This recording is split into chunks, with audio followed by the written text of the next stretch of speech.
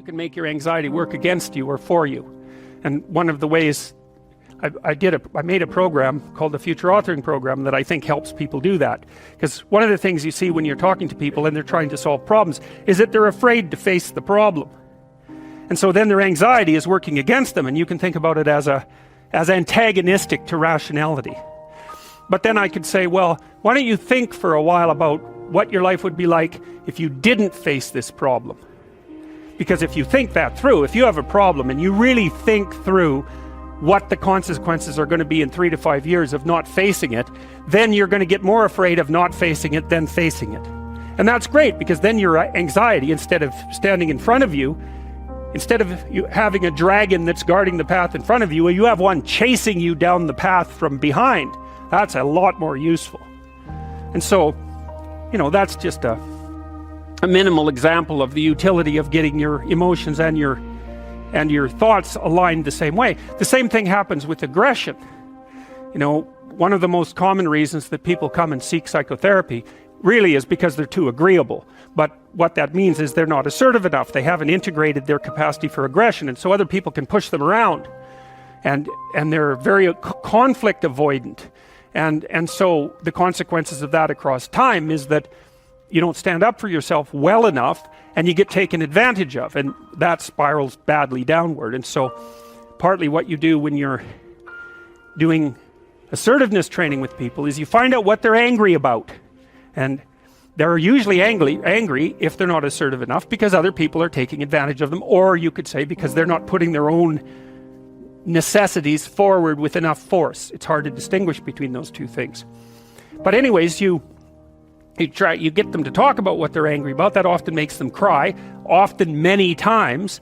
And then you get them to kind of envision what they would want to have instead, which they're often afraid to do because people are afraid to think about what they want, because that makes it more clear when they're not getting it, and that's painful, right? Or maybe they're afraid of hoping, so they won't specify a clear aim. But anyways, you get them to think about what they might want instead. You get them to think about the costs of not pursuing that, and then you help them develop strategies for integrating their aggression and with their thinking so that they can come up with a plan to approach the world in a more confident way. So for example, someone might come to me and say, I'm being bullied badly at work. And so then I'll say, well, what are your options? Do you have to put up with it? Well, we'll figure that out, because maybe you do. Maybe you don't have options. But here's how to find out. Get your damn CV together so it's pristine, right? It's ready to go. Get over your fear of a new interview, because people are generally afraid of that. Get over your fear of applying for a new job. Start thinking about what it would mean to have a different job. Start thinking about what it would mean to have a better job even, because maybe your fear is just making you stuck here. But I can tell you one thing, if someone's picking on you at work and you don't have options, you lose. So you get the person to start building a strategy. It's like, okay, if you're going to tell this person to stop, you have to know how to make them stop. And the one thing you need for sure is an option. And if you don't have an option, then maybe we start thinking about the fact that you need some more training or something like that, because you cannot negotiate if you don't have any power. Especially if you're dealing with someone who's really out to get you or really disagreeable. If you don't have a leg to stand on, they'll just push you over, and maybe they'll jump on you too, because that's what they're like and they enjoy it anyways. So it's no joke. So you put your options behind you, and then you start to think about strategy. So I tell people, look, if you're being harassed at work, you document it every time it happens and you write it down. So you've got like 20 stories about it, and it's fully documented. And then you go confront the person at some point, but with at least 3 pieces of evidence. And you have some sense of what you tell them about what will happen if they don't stop. So you have to figure out, well, if they don't stop, what are you going to do about it? Leave? Not if you can't leave. So you have to be able to, wield a big stick and speak softly.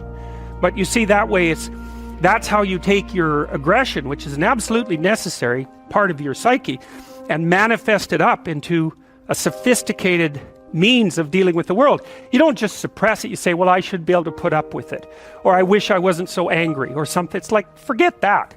That's all that'll happen is your blood pressure will stay high and you'll die of a heart attack, because anger, for example, is a very toxic emotion. And it does cause heart damage over time. It's the only emotion that we really know that's been linked to things like cardiovascular risk. And anger is toxic because it's like you're driving a car, you're stepping on the gas and pushing on the brake at the same time, because anger tells you to run away and to attack at the same time, because you don't know what's going to happen. And so it really amps up the physiological demand on your body. And so if you including your heart and your musculature, so if you stay like that for like 10 years, you're going to age 20 years. And that's a bad plan. So you take your underground emotions and you integrate them into a sophisticated reality.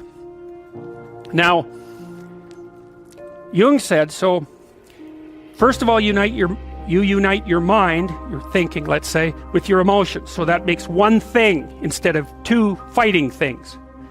Okay, that's a good one. And then the next conjunction he talked about was, it isn't enough to unite your mind and your emotions. And he thought about that as a male-female pairing symbolically. That's how it would manifest itself sometimes in dreams. So you take the masculine element and the feminine element, the thinking and the emotion, unite those, and that makes you more like one thing. Okay, and now all of a sudden that's represented as symbolically male, that one thing, and it unites with something else that's now represented symbolically female. That's the body. So you take the mind emotion integration and integrate that in your body. So what does that mean? You act it out instead of just thinking. So there's this philosophical idea called now I'm going to forget what it's called. It's a contradiction in action. There's actually a technical term for it. But that's when you think and believe something, but you don't act it out. And so that means there's a dissociation in you somehow between your abstract representations and what you manifest in action. Well, that's another form of discontinuity that isn't doing you any good. The driver's going one way and the car's going the other, and you won't even be able to understand yourself if you do that. But even more, you're not putting your principles into practice, so you're dissociated, your being is dissociated. So once you get your mind and your emotions working together, then the next thing to do is to act that out consistently. So that was the second conjunction as far as Jung was concerned. And then the third one was, this is the tough one, and this is the one that's related to phenomenology. You erase the distinction between yourself and the world. Okay, that's a tough one. So imagine you're dealing with someone who's hoarding. Now, people who are hoarding are often older or neurologically damaged, or they have obsessive compulsive disorder. But then you walk into their house and there's like 10,000 things in their house. There's maybe 100 boxes, and you open up a box, and in the box there's some pens and some old passports and some checks and their collection of silver dollars and some hypodermic needles and some dust and a dead mouse and there's boxes and boxes and boxes like that in the house. It's absolute chaos in there. Absolute chaos, not order, chaos. And then you think, is that their house or is that their being? Is that their mind? And the answer is, there's no difference. There's no difference. So, I could say, well, if you want to organize your psyche, you could start by organizing your room. If that would be easier, because maybe you're a more concrete person and you need something concrete to do. So you go clean up under your bed and you make your bed and you organize the papers on your desk, and you think, well, just exactly what are you organizing? Are you organizing the objective world, or are you objecting your field, or are you organizing your field of being, like your field of total experience? And Jung believed that, and I think there's a Buddhist doctrine that's sort of nested in there, that at the highest level of psychological integration, there's no difference between you and what you experience. Now you think, well, I can't control everything I experience, but that's no objection, because you can't control yourself anyway. So the mere fact that you can't extend control over everything you experience is no argument against the idea that you should still treat that as an extension of yourself. So you could say, well, let's say you have a long-standing feud with your brother. Well, is that a psychological problem? Is that him? Is it a problem in the objective world, or is it a problem in your field of being? And it's very useful to think that way, because you might ask, what could you do to improve yourself? Well, let's step one step backwards. The first question might be, why should you even bother improving yourself? And I think the answer to that is something like, so you don't suffer any more stupidly than you have to.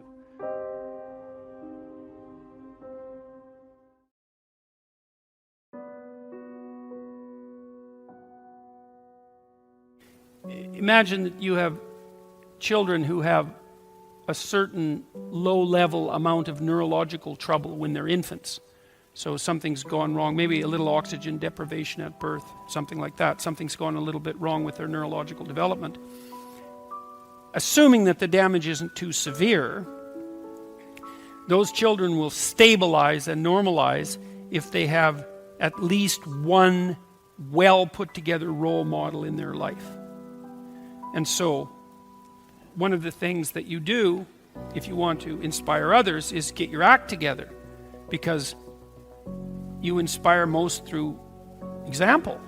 It's much more powerful than words. Words are very powerful if they're also accompanied by example. But the best thing you can do is start putting things together around you. There's plenty of things to put together. It's a good meditative exercise, if you're, and I think this is the proper form of prayer, let's say, assuming that there is such a thing. A proper form of prayer would be, if you're not happy with your life, if you're miserable, you sit on the edge of your bed and you think, is there anything I can change in what I'm doing that is going to make this less awful than it has to be? Less awful than it might be? And you have to ask that, with intent. And generally speaking, you'll get an answer almost immediately. There's something that you could put right that day that would make things slightly better than they are, and that's rule 4, which is compare yourself to who you were yesterday and not to who someone else is today. I don't believe that there's a person who exists who wouldn't receive an answer to that question if they genuinely asked it. And it's no different really than thinking. Like if you think you have a problem, you think, you get an answer. It might not be the right answer, but obviously you get an answer. And you might think, well, I thought up that answer. It's like, well, that's really not much of an explanation because you don't know how you think. It's like I'm sitting there and thoughts appear in my head and that's how I think. It's like, that's a pretty shallow explanation. It's not much different than revelation. It's like you ask yourself the proper questions, you'll get the proper answers. If you ask the right question and you want the answers. Right, and those are not easy preconditions to set up because who knows, if you're sitting on the edge of your bed thinking, okay, what am I doing wrong? That's a hell of a question to ask. Because if you really want to know, you'll find out. And then you'll find out that you really didn't want to know. Because generally speaking, finding out what you're doing wrong is not a pleasant experience, and it means that you have to sacrifice part of yourself. Usually a burned out, stupid, bitter, corrupt, arrogant, nasty, vengeful part of yourself, but nonetheless part that you like. And so you can, I think that room for those incremental improvements exists within everyone's grasp. And I think that it's a humble thing to do, to ask how you could improve incrementally without interfering with anyone else, like it's your problem, not theirs. But I think that the consequences of maintained incremental improvement are anything but incremental. You get compound interest on incremental improvement. There's another rule in the New Testament called the Matthew Principle. Economists use it, and the rule is, to those who have everything, more will be given, and from those who have nothing, everything will be taken. It's actually a description of the way the world works, interestingly enough. You know that if you've ever played Monopoly, because that's what happens if you play Monopoly. And there's a reason for that, that's a deep reason. And it's a very harsh rule, because it means as you start to wander off the path, let's say, the probability that you will wander further off the path increases non-linearly. And that's a terrible thing to know. As you wander towards the edge, the probability that you'll fall off the cliff increases. And that's a statistical justification for the concept of hell. But as you improve, the probability that each improvement will produce a further improvement increases. And so perhaps the downside is the cataclysmic catastrophe that you can engage upon if you reproduce your moral failings, but the upside is that each improvement produces an increment in the probability of the next improvement. And I've seen that. It's a truism among behavioral psychologists. Although they don't generally phrase it that way, if you're a behavioral psychologist, and I am a behavioral psychologist, what you do is you find out what, essentially you help a person establish their aim, and then you break down what they're trying to do into attainable units, and you negotiate with them. You say, well, look, well, they say, I'm not making use of my time very well, spending 3 hours a day playing video games. You say, well, okay, hypothetically, how much time would you like to spend playing video games?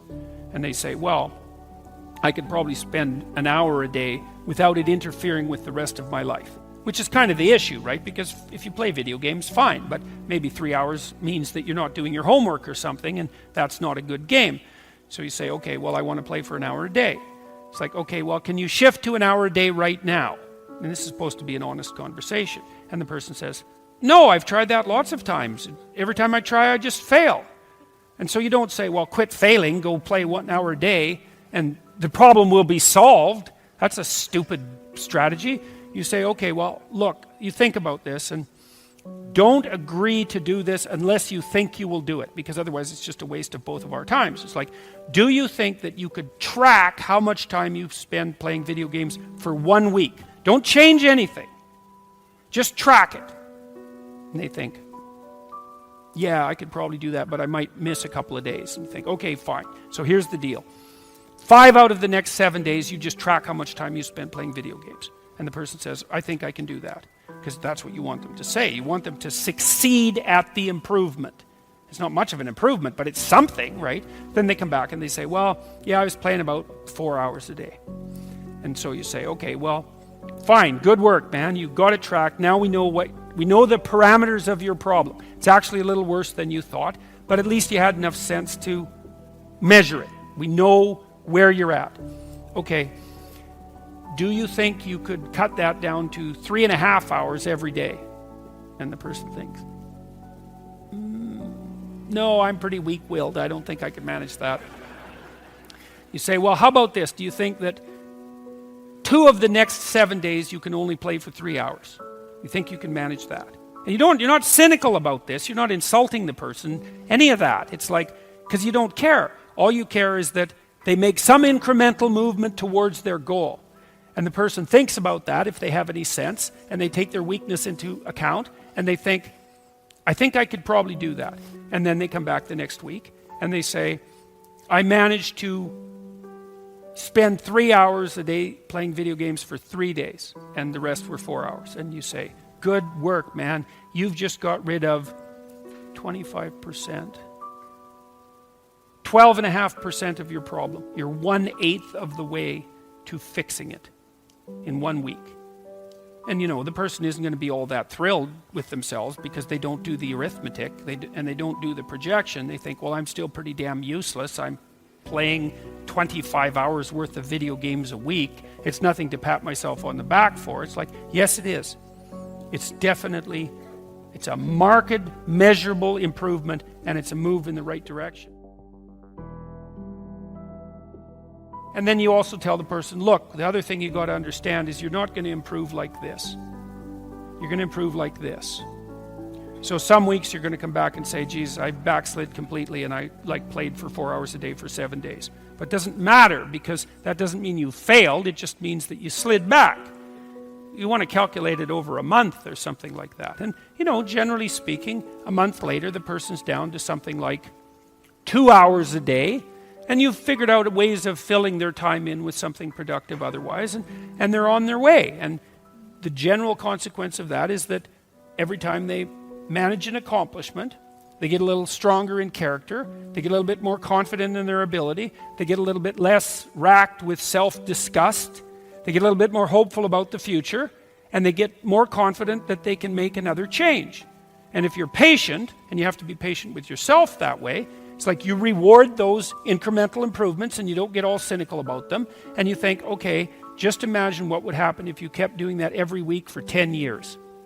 And the answer to that is, things would be so much better for you that you can't even imagine it with that much improvement. Or maybe even with half that much improvement. And so that's a very good way of progressing.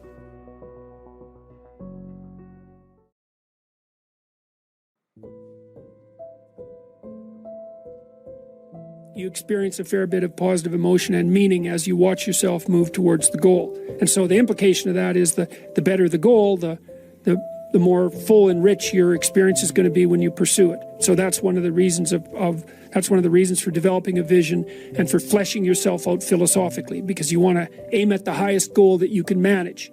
Okay, so you do that, and then what you'll find is that as you move towards the goal, there are certain things that you have to accomplish that frighten you.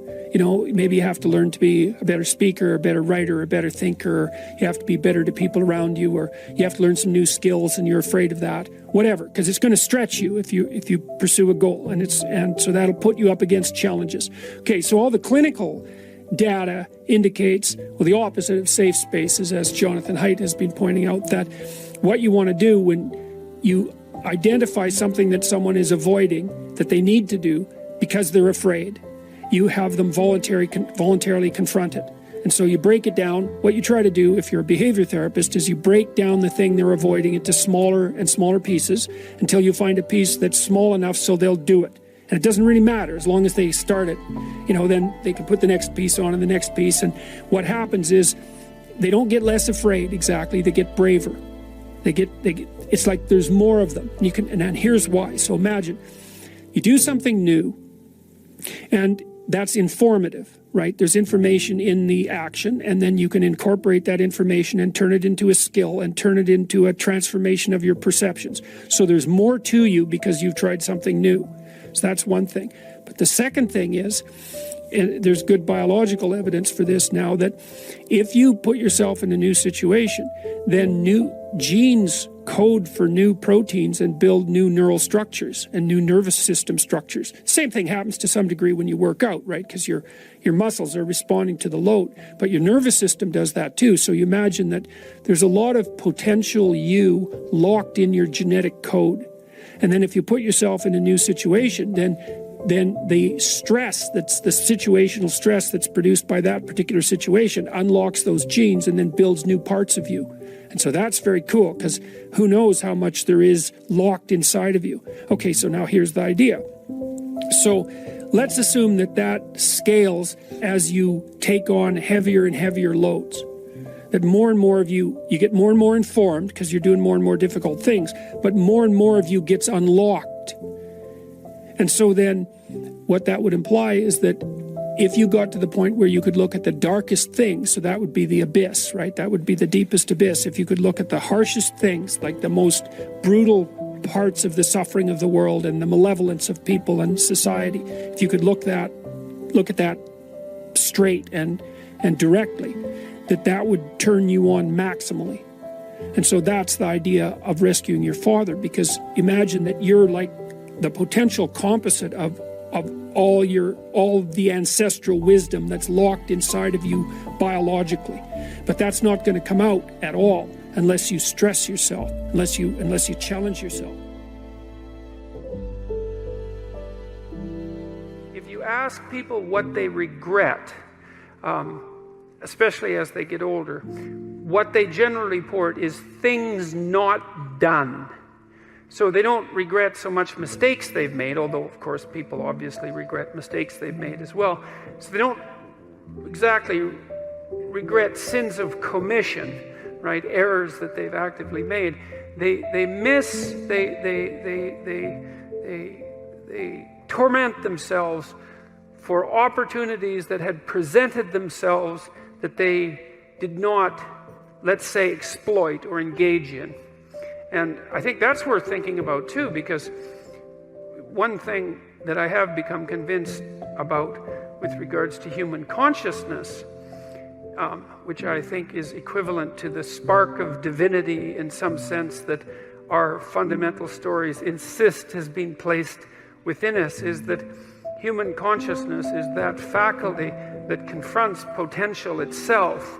I think there's good neurological evidence for this, by the way, for those of you who are scientifically minded, because we build circuits within us for habitual action that we've practiced many times that seem to run in a very deterministic fashion.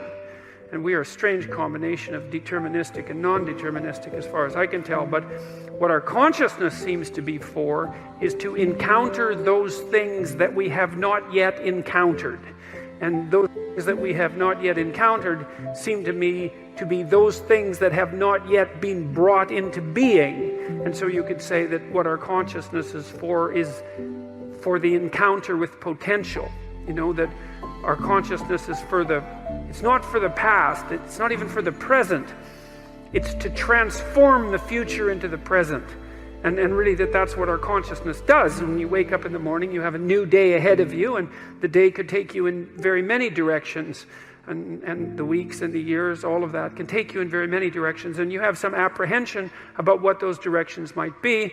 You have some apprehension about what role your choices might make in transforming that potential into one form of actuality or another. I mean, you certainly know that there are dreadful mistakes that you might be very tempted to make that would produce all manner of hell around you, and still be tempted to do it. It seems like it's sitting there right in front of you as a possibility.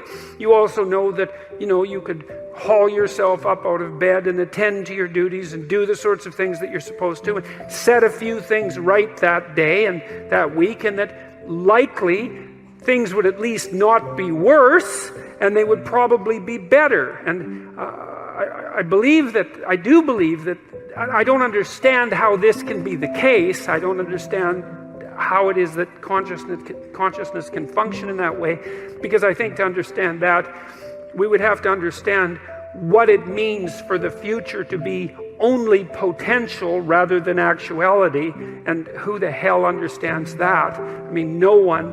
And then we'd have to understand how it is that our conscious choices and our conscious ethical choices transform that potentiality into actuality, into reality, into the present and the past. And we certainly act as if we believe that that's what we do. We upbraid ourselves. For example, when we do a bad job of it, we're upset with our children and those we love if we don't believe that they're living up to their potential. We're guilty and ashamed when we make choices that we feel are inappropriate. We understand to some degree that the manner in which time lays itself out has something to do with the ethics of our choice. And again, I would say that's a very deep idea. I think it's the most true idea I know. It's very emphasized, that idea emphasized in ancient religious stories such as those that are outlined in Genesis, or in Genesis with its strange insistence that, God is that which brings order out of chaos, formless potential, generates the world out of formless potential, and that we're somehow made in that image, which seems to me to be the case. And that the proper way, by the way, to go about acting in that image is to act in relationship to the potential that confronts you with truth and with courage, with careful articulation. That's the logos. And that if you do that, then what you bring forth is good. There's a sacrificial element in maturation, right? You have to sacrifice the pluripotentiality of childhood for the actuality of a frame. And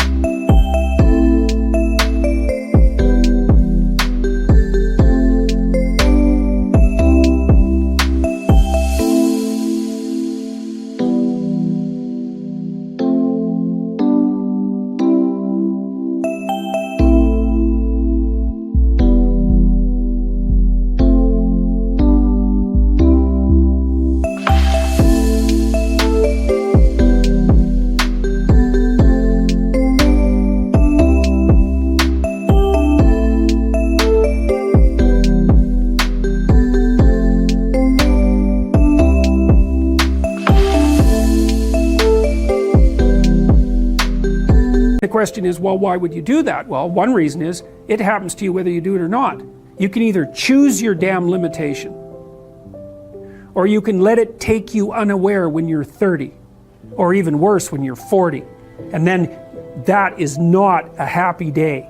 And I see people like this, and I think it's more and more common in our culture because people can put off maturity without suffering an immediate penalty.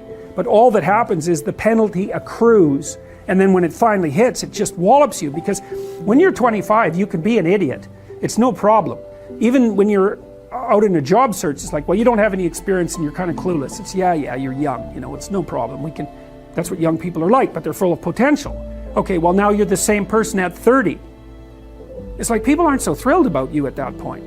It's like, what the hell have you been doing for the last 10 years? Well, I'm just as clueless as I was when I was 22. It's yeah, but you're not 22.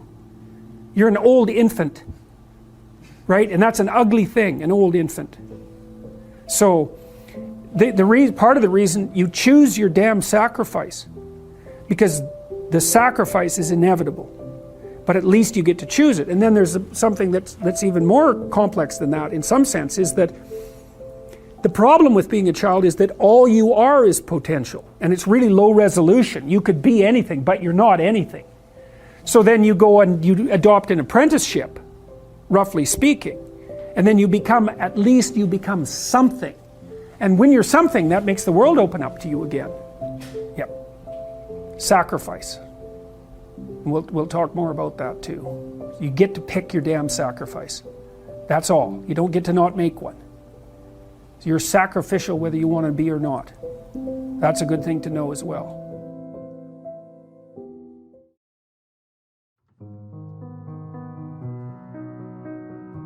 One of the things I talk about in 12 Rules for Life, and in my lectures, this has become a meme, strangely enough, something that's widely distributed on the web, partly because there's a comical element to it. It's to clean up your room. And everyone laughs about that because I'm taking that seriously. It's like, well, clean up your room. Everyone's mother has told them that 1,000 times, right? But I try to explain why. It's like, well, you have a bit of chaotic potential right in front of you. It's in some sense infinite in its potential, and the domain in which you can manipulate that might be rather restricted because of the restrictions that are part and parcel of your existence. But maybe you have your room, and you might have contempt for that, and so it's a complete bloody catastrophe. But you don't have to. You could think, well, I've got a little... It isn't a room, it's a place of potential. And as soon as you know that, then it's not your room anymore. It isn't a room. The room that you see is your preconception of the space that you inhabit. What's there is a fragment of infinity. That's what's there. And what you see is the low resolution consequence of your assumption and lazy habit and blindness. That's your initial room, and you think, well, no, that's not the room. See, part of what artists do, for example, when Van Gogh paints a room and you look at it glowing, he's trying to show you what's beyond your perception of the room. And I mean this technically, like the way that your visual system is set up is that whenever memory and presumption can replace direct perception, it will, because it's simpler. So you literally see what you expect to see. And if what you see is dull and drab and boring and pointless and uninspiring, then that's you. It's not what's there. And what the artist does when he or she re-represents that mundane reality is to remind you of what's behind it, the potential that's there.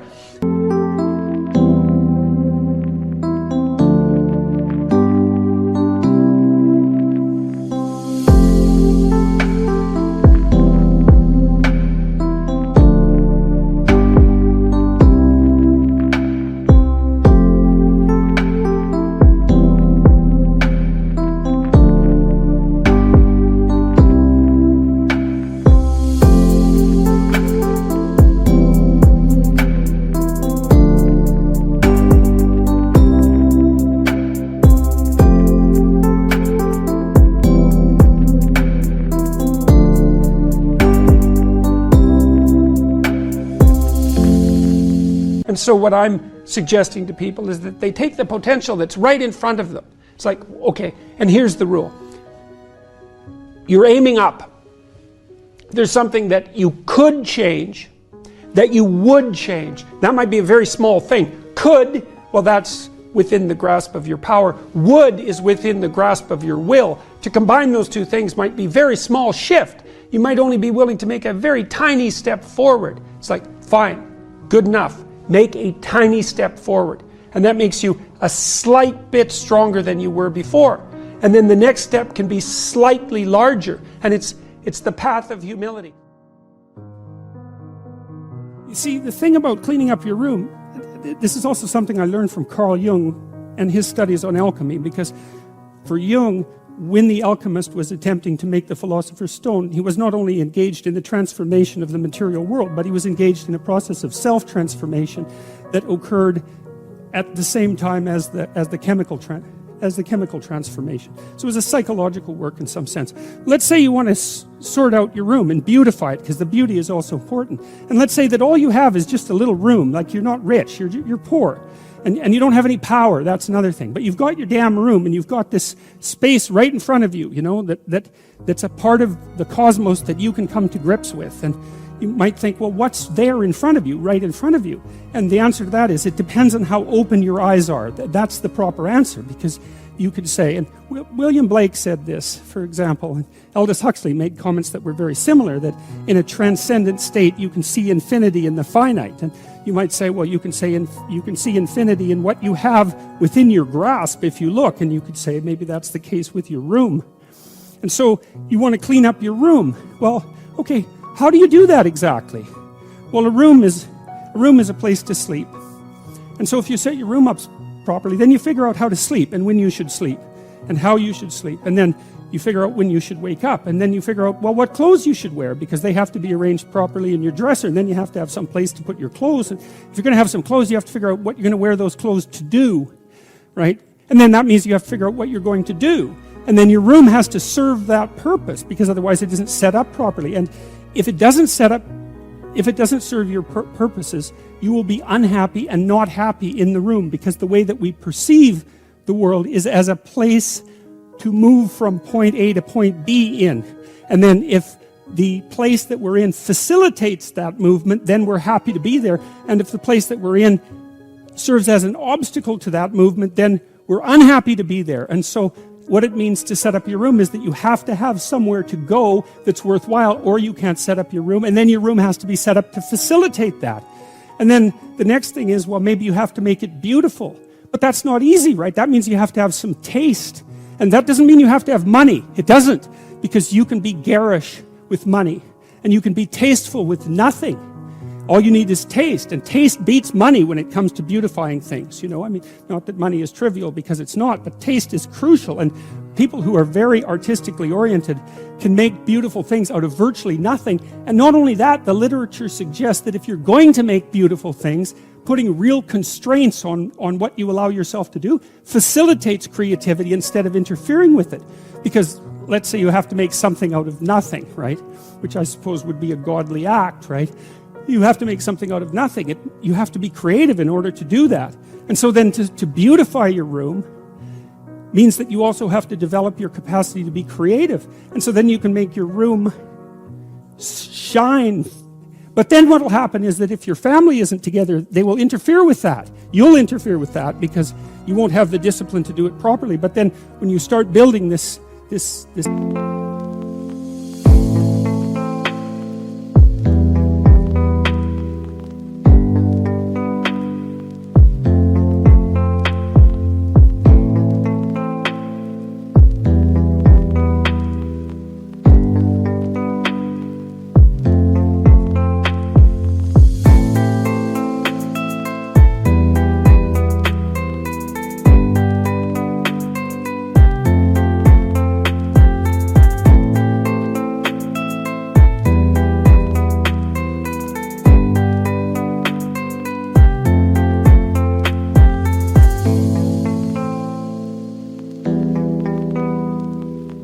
little microcosm of perfection with what you have at hand, then it'll evoke all the pathologies of everyone in your household. They'll wonder what the hell you're up to in there. And they won't necessarily be happy, because if they're in a lowly place, let's say, and so are you, and you're trying to move out of that, then the higher you move out of that, the more the place they're in looks bad. And you might say, well, what they should do is celebrate your victory over chaos and evil, but that isn't what will happen. What will happen instead is that they will attempt to pull you back down. They'll attempt to, and I mean, obviously all families don't do that, but all families do that to some degree, and some families do almost nothing but that. And so what that means is that if you're going to organize your room, then you're going to have to confront the devils in your house, and that's often a terrifying thing, because some of those devils have lineages that go back many, many, many generations, and God only knows what you have to struggle with in order to overcome that.